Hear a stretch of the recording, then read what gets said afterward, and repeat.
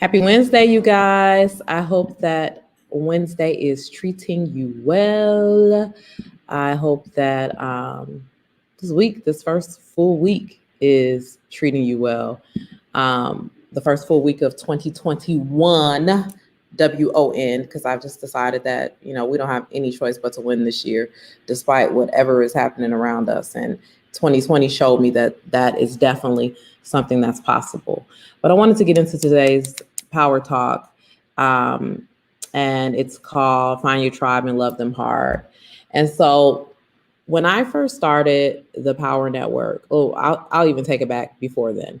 When I first realized what my purpose was, and I first realized what it is that I wanted to do for the rest of my life, with the rest of my life, there became this falling off of people. And that was really traumatic for me because I don't mind tough conversations. I don't mind confrontation. I don't shy away from hard things. However, there is a part of me that just really dislikes being disliked. And that's just me, my vulnerable truth in that.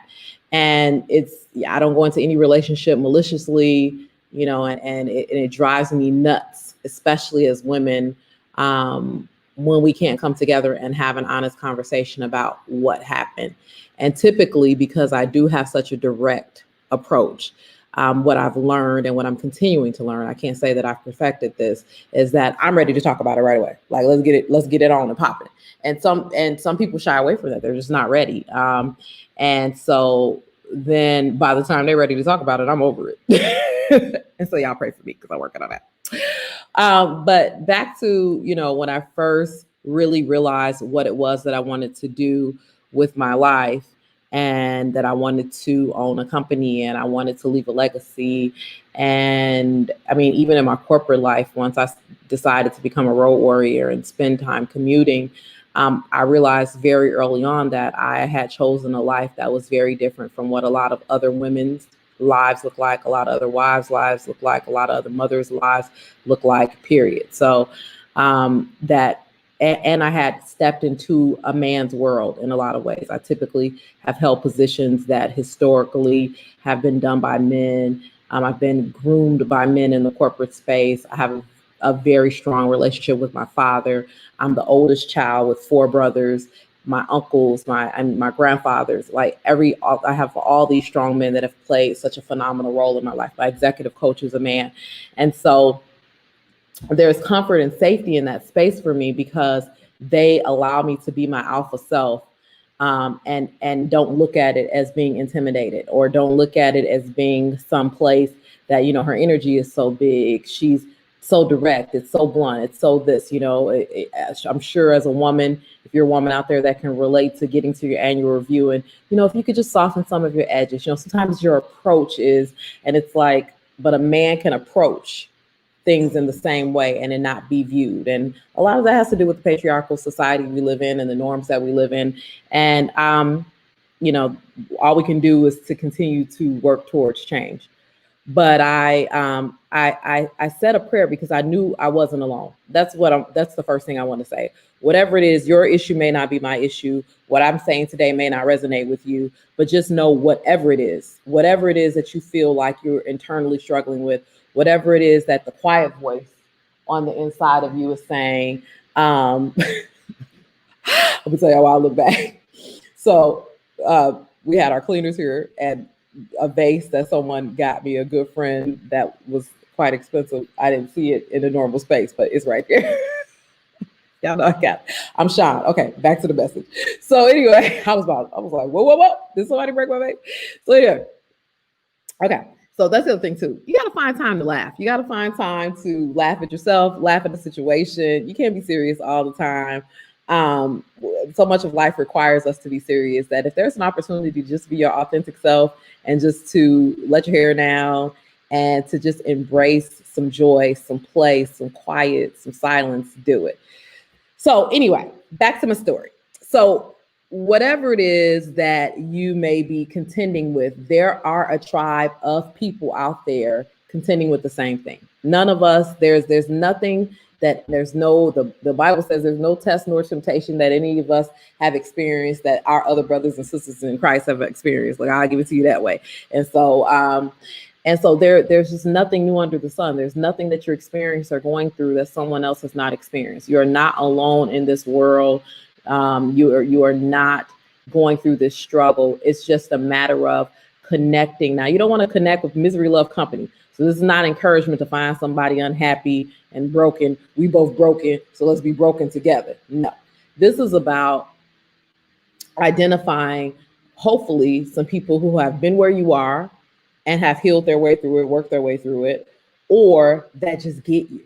That you could just be all of you and you don't have to worry about what's being said. Like, all of my closest friends know this.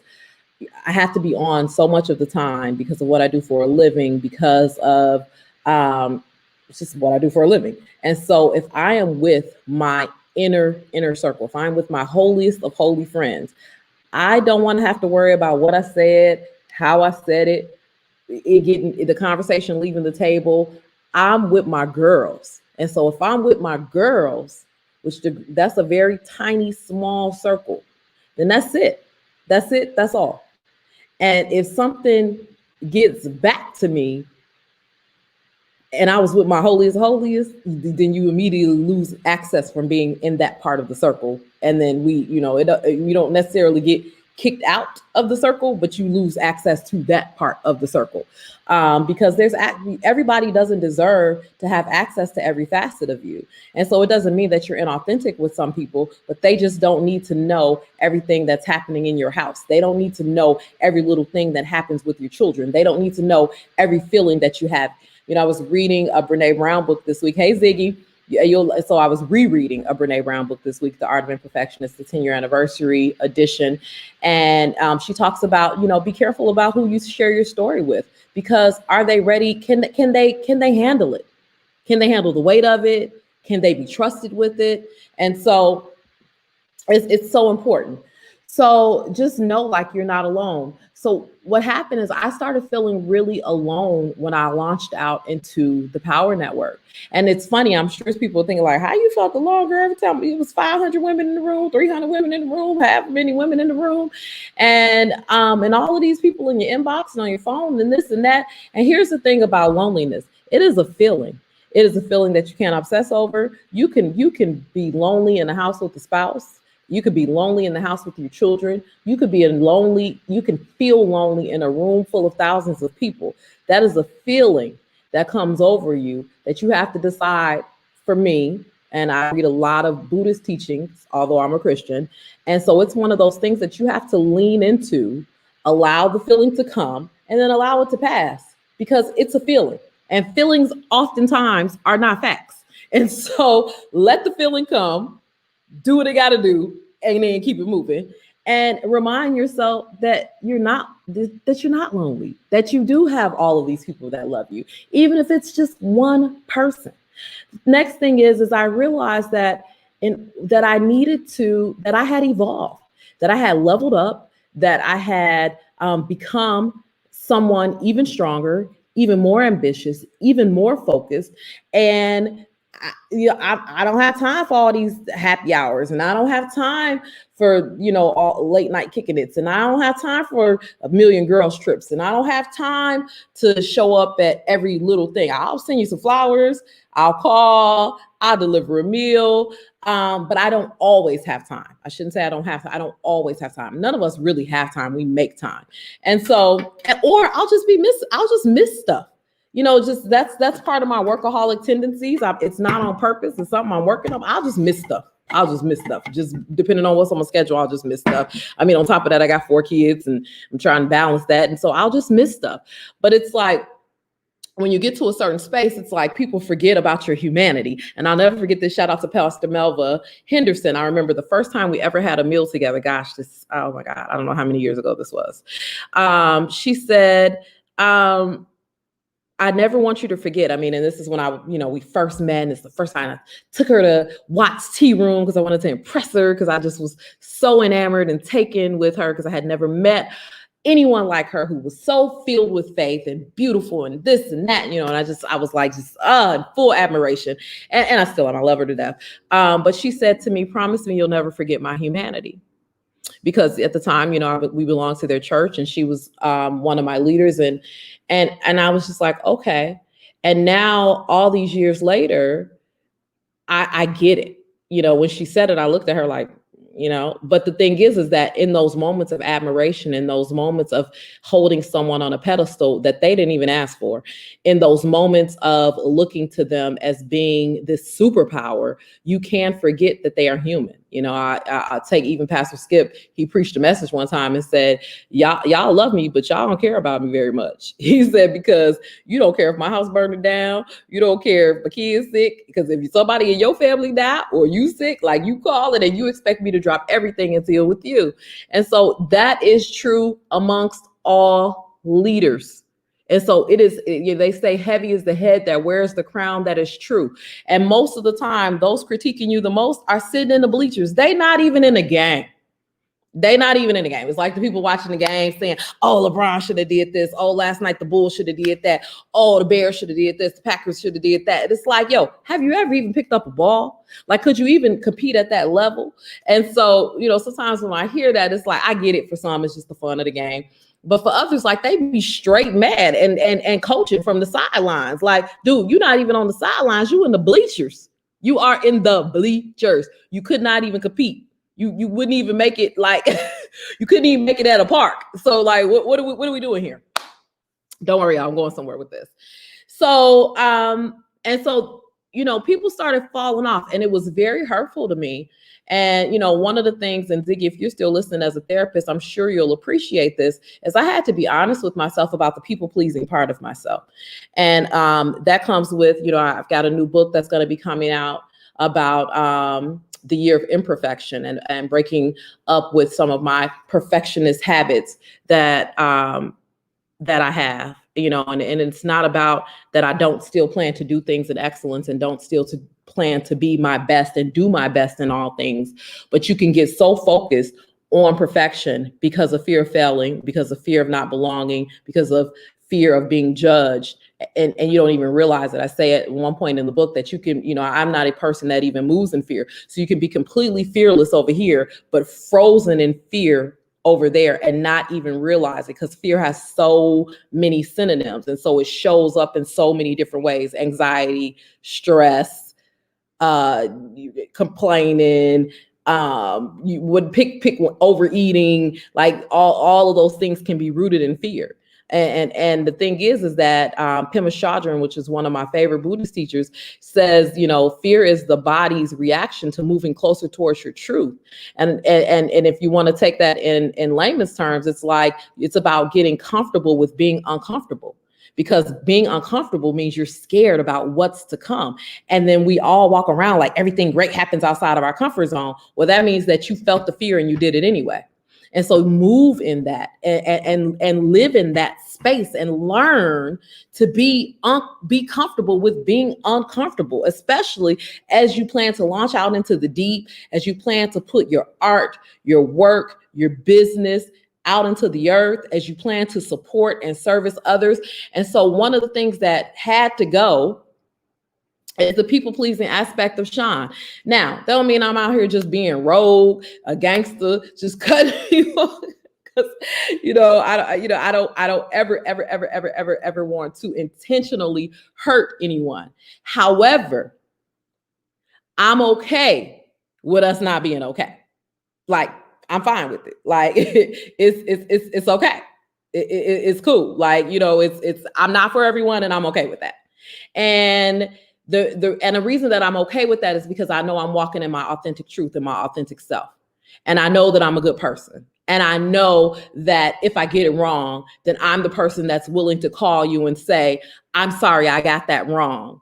And if you are not strong enough to have that tough conversation with me, then you weren't invested enough in the relationship anyway. And, like the great Maya Angelou said, when people show you who they are, believe them. But we don't want to believe them. We want to say, maybe they were going through something. Well, maybe this was happening. Well, maybe I need to get to the bottom of it. Well, maybe this needs to happen. No, maybe they just showed you who they are and you just need to believe them.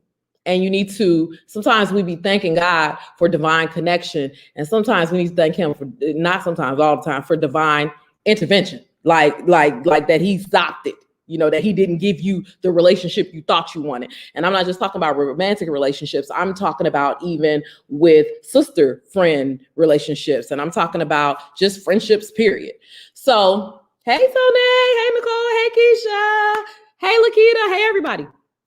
So that being said, as I continue to evolve in my business, as I continue to get busier, my time gets less and less and less and less available. I don't have time to be on the phone all day kicking it. I don't have time to be, and if I am out, I usually it's never planned, and so I'm usually by myself. A lot of times, you know, I have adult children. So my oldest son doesn't live at home. So like last night I went to see Cigarette Break with him and his girlfriend, because that's an opportunity to get, like, that's the priority. Because I work so much, if somebody's going to get my time coming up next, it's going to be them. And I'm unapologetic about that. You know, my mom came this weekend. I hadn't seen her since Labor Day. That's a drop everything and be with like my most favorite best friend on earth. You know, my other best friend who lives in Malaysia, if she gets to come home, if they ever open their borders, that's a drop everything. Like those are my safe spaces. That's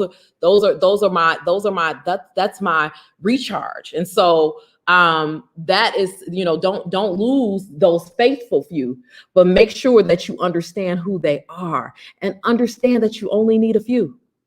Like I always say, everybody's not gonna like you, but that's okay, because you don't need everybody. And guess what? There are people out here cheering for you, praying for you, believing in you, and liking you. And because that's not where you sowing, they over here ready to help you reap, and they over here ready to support you. But you like looking for these people over here to have your back. And it's like, no, like it might come from the least expected. And you gotta be okay with that. Like you just have to be okay with that. Point blank and the period. So one of the things that really changed up my relationships last year is, and I think, Markeisha, I think I just shared this with you, was I was listening to a message by a man named John Carpenter, and he said that we put a lot of our relationships into unfair spaces, because if we are talking to someone about an issue that we're having and they don't have the solution, then we are doing it under the auspice of asking them for advice, but we really just want somebody to listen to us complain. Because at the end of the day, if they haven't done it, succeeded in it, if they can't give you an actual substantive solution to the issue, then you just venting. And that's cool. Like, own it. Like, I just need to vent.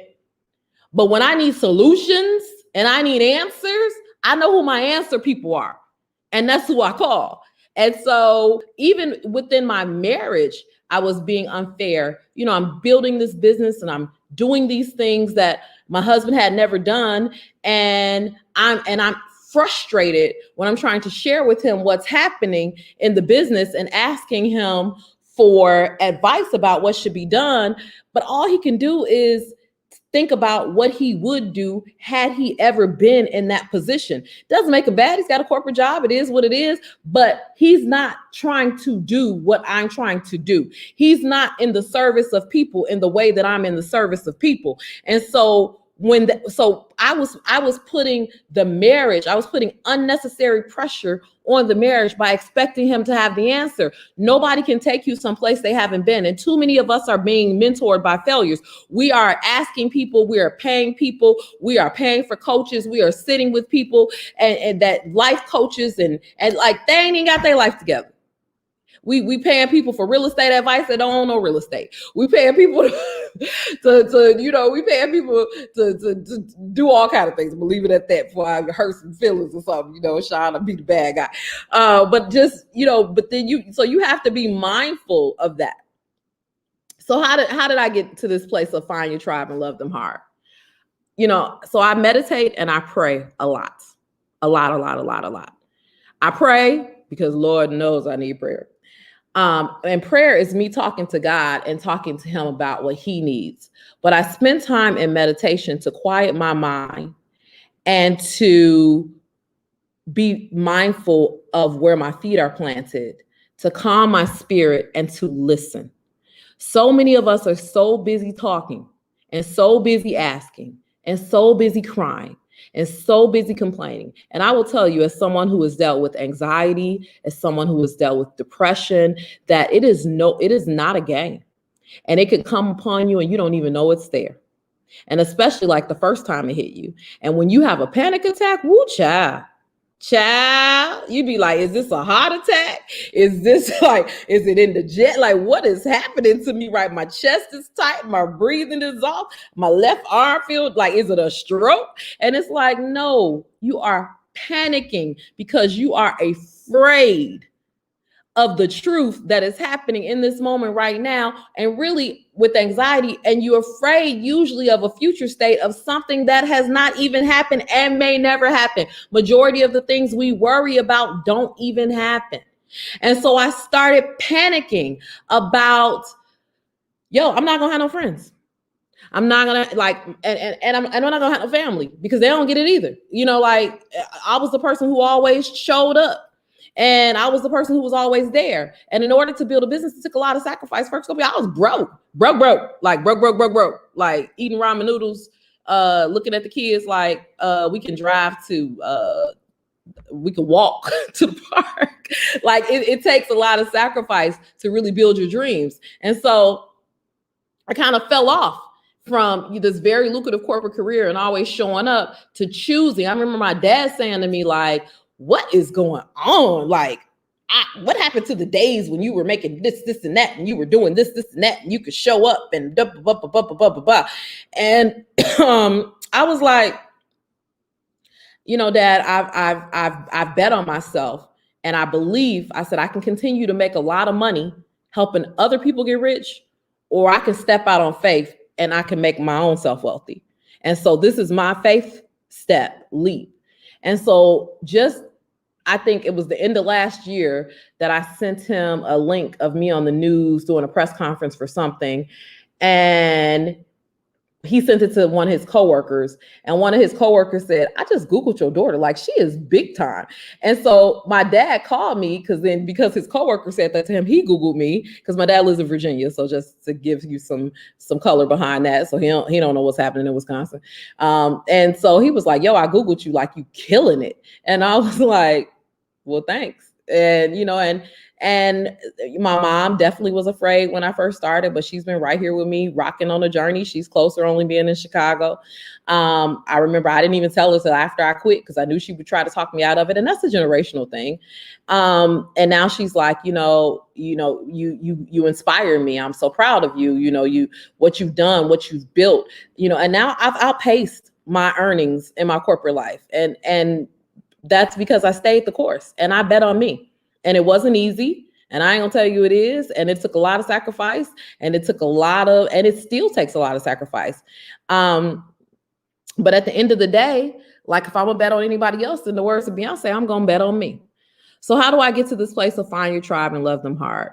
Back to the prayer part. I pray for God to evolve my circle.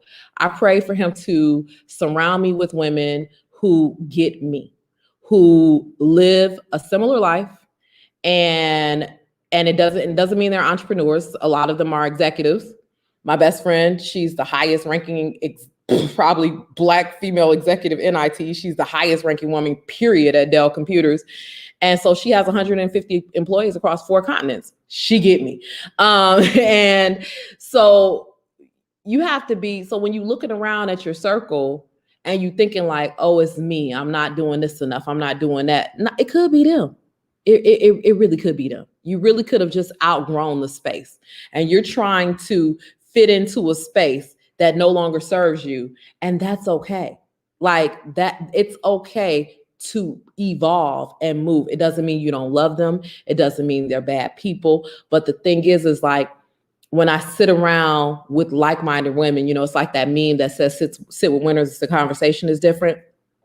It was so funny.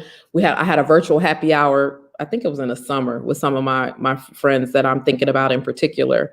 And, you know, I told Wes, I was like, I got this virtual happy hour with the homies. And so we get on and all we're talking about is what all of us are dealing with at work or in our businesses. And we are supporting one another and talking through that. And he was like, I thought I was having a happy hour. And it's like, this is what, because as leaders, especially as female leaders, we don't have safe spaces to have conversations like this. And we don't have necessarily friends that get us to be okay with us having conversations like this. So it becomes one of those things of, well, thank God for one another, because then, you know, you can do that, and that's okay. And I get that you need to talk about that.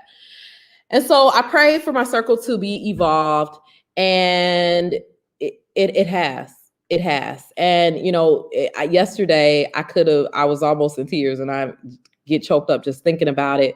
You know, some of the most affluent executives in this city, I mean, and I'm talking Black, white, Hispanic, Asian, Indian, I have this vision mapping class coming up, and I know what they did because I'm usually part of the group chats. All of a sudden, I just got just flooded with registrations, and they just decided, like, we're gonna support Sean. And same thing, you know, and so it was just like my heart,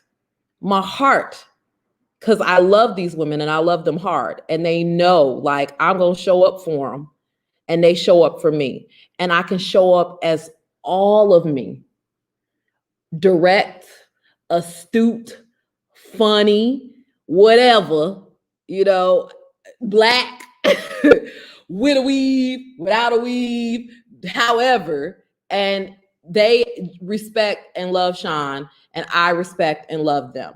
You know, these are the women that I text like, oh my God, my daughter's going through puberty. What do I do? You know, these are, I mean, and they're attorneys, and they're they do so many things. Like they're engineers, accountants. I mean, just phenomenal women, and they just rally behind me, and I rally behind them. And here's the other thing too: it ain't happy hour. They don't got time, just like I don't have time. It's not necessarily dinner all the time. It's how do we do something virtual for so-and-so's birthday? Somebody lost a parent. How do we make sure we support them in that way? How do we send flowers? The thing is like, we looking for things to look so traditional in a non-traditional world. It's not like it might be a Zoom happy hour once a quarter, once every other quarter. But guess what? Like, if you say 911 and I need to holler at you, they got me and I have them. If they need advice, if I need advice, if they need support, if I need support, if something's going on with our family, like, we care about one another. And so that is the true definition of tribe. That is the true definition of support. If you study tribes, you even think about like a tribe of lions, like how protective and territorial they are of one another, and it's a like-minded situation. And so if you are in the wrong tribe, then make a decision in 2021 to say the prayer that I prayed, and then walk into it knowing you belong there. A lot of us are missing out on our tribe because we don't think we belong. We don't think that we deserve a seat at that table. And for whatever reason. And I'm here to tell you that you do. And the only thing that's stopping you from having it is you. Now, be honest with yourself about yourself. I said, find your tribe. And so I knew, as an executive running a business, that there was a tribe of women that I wanted to have personal connection with. This isn't about just networking, surface level, let's do business with one another type thing. I have those type of people too, but this is not about that. This is about true, authentic support. This is about people that come just bring you meals if somebody gets sick. This is about, some of them done went down with corona in their house, and I've just dropped a puzzle and some noodles on their like, cause their daughter like, or their porch. Like, this is about showing up. So to have friends, you have to show yourself friendly. So it can't be a one-sided situation, but it doesn't have to be that deep. And somewhere along the line, we tend to judge our friendships by the time they consume or the time that the person has been in our life. And I will say that I do think it's something to be said for having lifelong friends. I have some lifelong friends. I got some lifers that rock with me hard, that I have just been blessed enough that we have evolved in the same trajectory, that we still get each other. But some of us are still connected to the history of the relationship and not being honest about the present relationship. And I'm not staying connected with you. I'm not staying in connection with you because we used to be.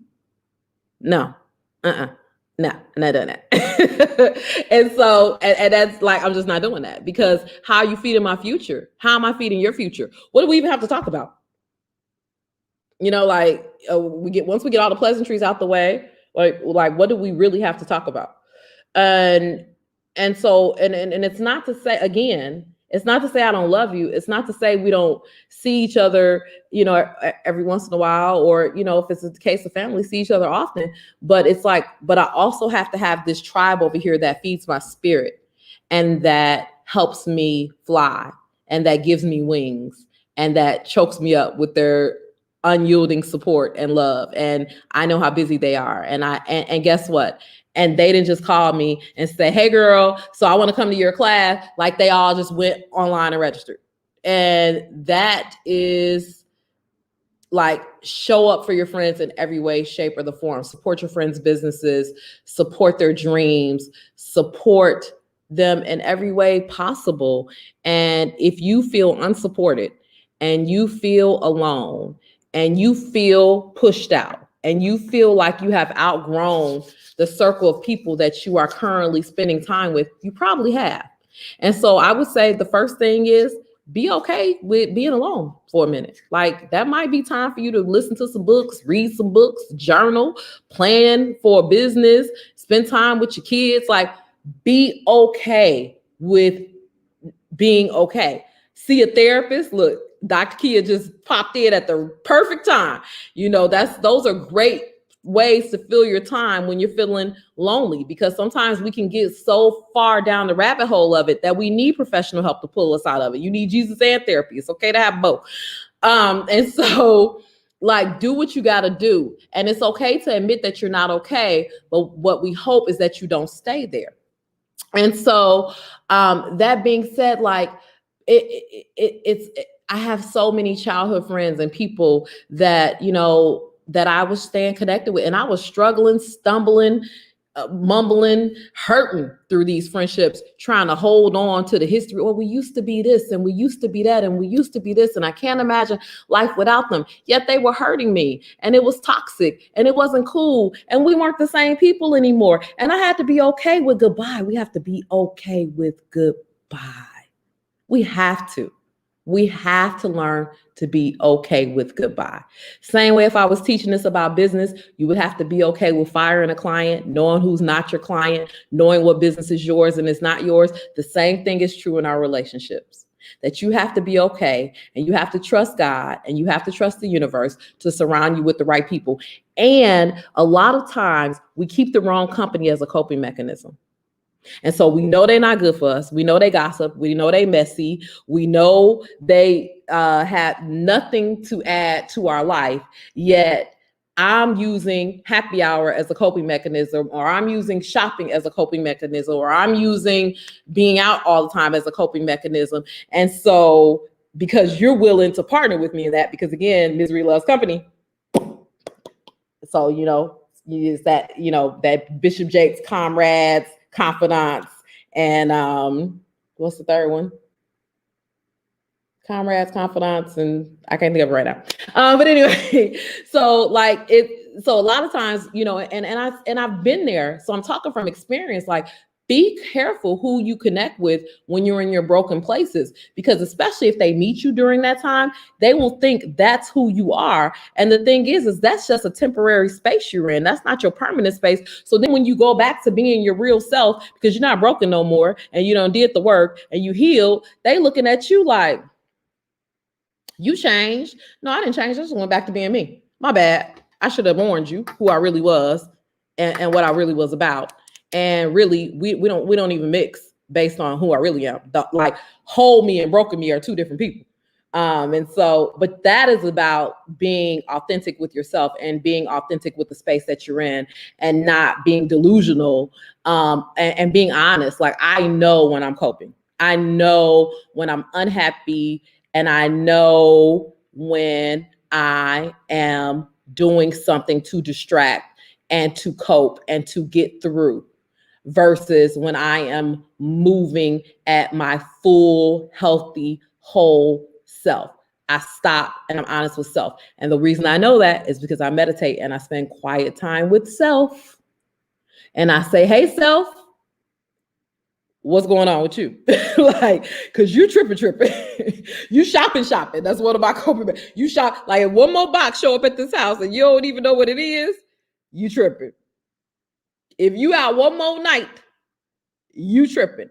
Like we know our behaviors when we get to a certain age. And so it's like, if all of a sudden your behavior completely shifts, and it's because, and you're looking for comfort in ways that you didn't look for comfort before. And Dr. Lakia is watching. She's a therapist. Ziggy was on earlier. She's a therapist. I am not a therapist. I'm just a strategist and a coach that's out here trying to share my truth in hope of helping some people, because people don't be out here sharing their truth. They want to show you all the flashing lights and the fancy things and I can wall and this and that. But the truth is that it is not in our triumphs that we meet our strength, it's in our struggles. And I have become the woman that I am today by being honest. So like and I know that I'm on this road because of the book that I'm writing and about breaking up with perfectionism and this sense of, I know it surprises people, like, what? How could you feel like you don't belong somewhere? Or how could you feel like, and people have this preconceived notion of who you are based on what they see. And I'm like, if you think you know me because of social media, you don't really know me. Like you know the representation of what I put out there, and definitely what I put out is true. I'm not making anything up, but you don't know my heart. You don't know my soul. You don't know the depths of me. You don't know my true character. You don't know. I don't take my meditation practice. I don't take my prayers. I don't take me working out. I don't, those are private things. I don't take any intimate conversations with my kids, so like you think, but you have no idea, like that old MTV statement when they would do the behind the music type thing. So it's 12:59. So I have my next coaching client at 1:00, so I gotta go. But I hope that this frees somebody. I hope that this helps somebody.